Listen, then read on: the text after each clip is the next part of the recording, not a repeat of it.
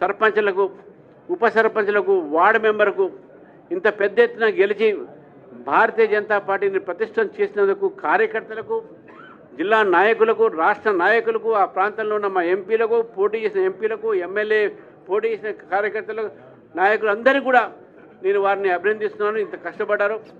ముఖ్యంగా కిషన్ రెడ్డి గారి యొక్క సొంత ప్రాంతంలో వారు ఆ ఒక ఇన్ని సీట్లు గెలవటం, ఇన్ని సర్పంచ్ గెలవటం కూడా మనం ఒక ఆలోచించాల్సిన అవసరం ఉన్నది.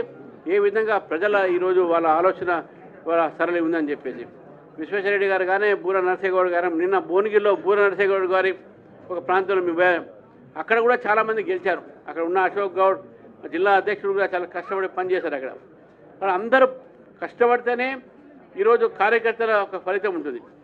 మనందరం కూడా ఒక సంకల్పంతో ఉండాలి.